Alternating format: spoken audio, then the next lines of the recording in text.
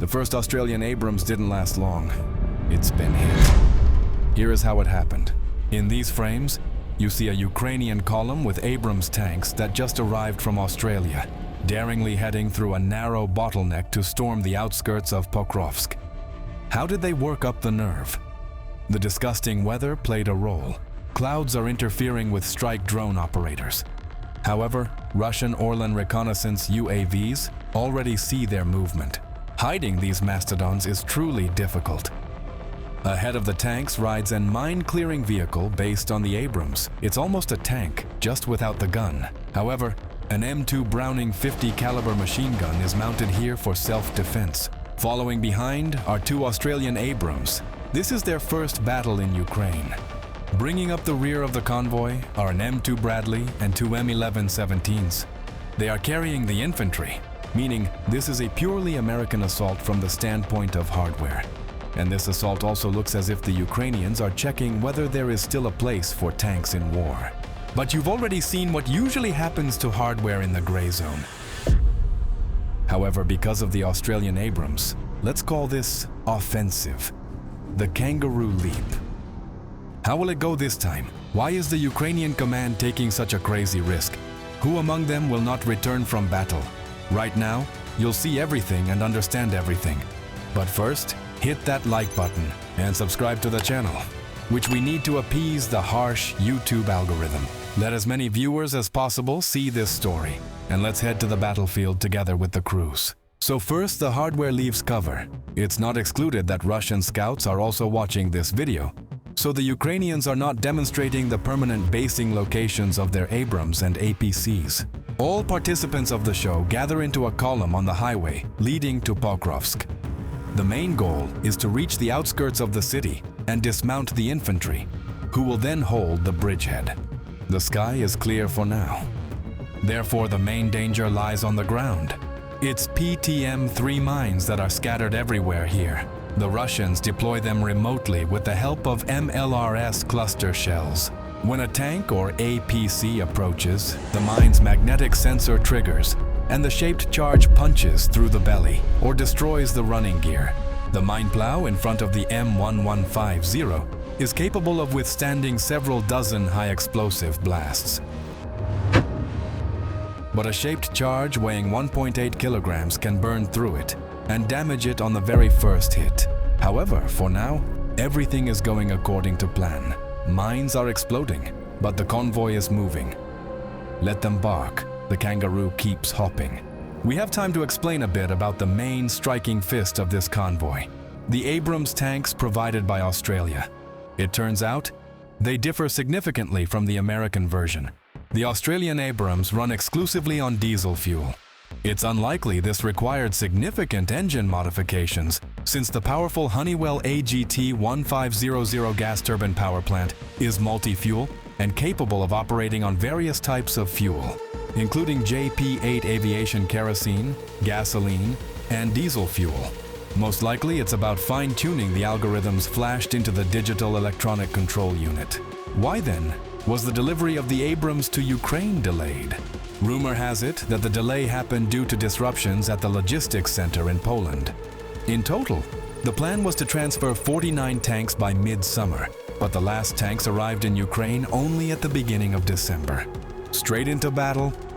Wait, it turned out that the base weight of the Abrams for Ukraine is lower, clocking in at about 57.2 tons. Yeah, there's no secret uranium armor here. That's exactly why, in addition to the standard Abrams reactive armor tiles on the flanks, the Ukrainians installed additional Contact 1 protection all around. However, the Australian version of the Abrams has some upgrades. Installed here are cool observation devices and a thermal imager for the M2 Browning machine gun, which will play an important role in this assault. But no less significant a role will be played by this specific construction on top. Look, this protection has evolved significantly compared to the early cages you might have seen in our previous videos about the American tank. If you haven't seen it, do so after watching this video. The new folding sections are made on hinges. This is critically important for the emergency evacuation of tankers from a hit tank. Stretched over the structure are strong nets made of synthetics or thin steel cable. They cover not only the roof, but also the rear part of the turret, where the ammo load is located. Their purpose is to catch the drone or force it to detonate at a distance from the main armor, preventing the shaped charge jet from forming correctly. So, the additional reactive armor, rubber-reinforced skirts on the lower part of the tank that protect against shrapnel, and the complex cage with nets added a few tons of weight. However, this isn't excess weight. The Abrams now weighs 61 tons, which fully corresponds to its specs. And here are the outskirts of Pokrovsk. This long-suffering Ukrainian city has turned into hell, because it's been in the gray zone for several months already. The first target is the gas station building where Russian fighters are sitting, because it's an ideal point to control movement along the highway between Pokrovsk and Myrnograd. After the first shot from the Abrams, the M2 Bradley finishes the job. The 25mm Bushmaster autocannon turns large debris from the building into smaller gravel. After this, a group of Ukrainian fighters captures the gas station.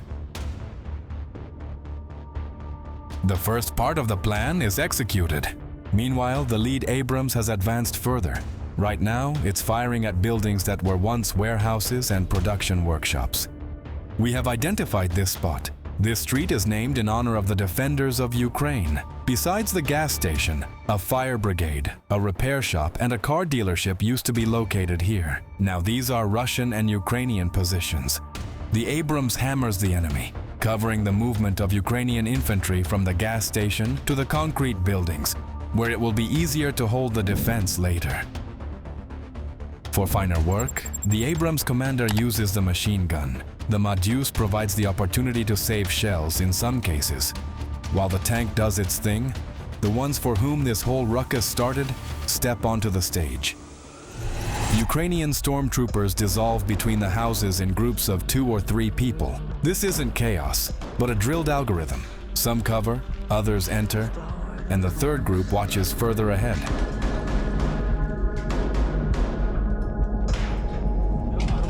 Windows, sectors, corners, everything is under control. Comms with HQ are normal. There's enough ammo, as long as it lasts until the next rotation, because it's unknown when that will happen. Meanwhile, another Abrams takes the first hit from an FPV drone with a shaped charge. The Abrams is immobilized. It's a pity.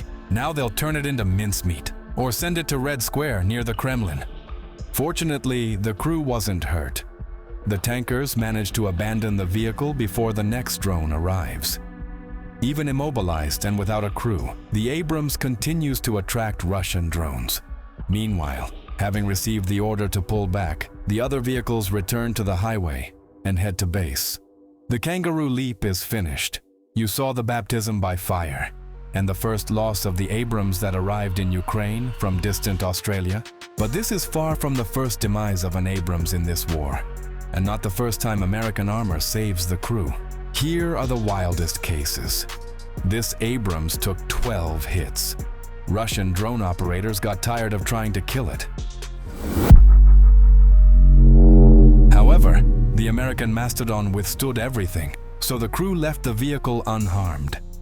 The absence of blood inside points to this, and this Abrams stopped after meeting as many as 6 drones that bit into its armor simultaneously. The crew waited a long time to get out because the Russian drone operator wanted to kill specifically the tankers, but he didn't succeed. Because drones also aren't eternal and have limited battery life. The crew is alive, that's the main thing. But how many Abrams died in this war? So Ukraine received a total of 80 M1A1 Abrams tanks, 31 from the States and 49 from Australia. At least 20 tanks from the first American batch were destroyed. You just saw the first destroyed Abrams from the Australian batch. Is this a lot or a little? Write your opinion in the comments. However, this doesn't mean that Abrams tanks are a punching bag. Perhaps the best combat tandem of this war can be considered the Abrams and M2 Bradley. These are frames of a textbook assault with their participation. Pay attention that infantrymen are not taking part in the mission.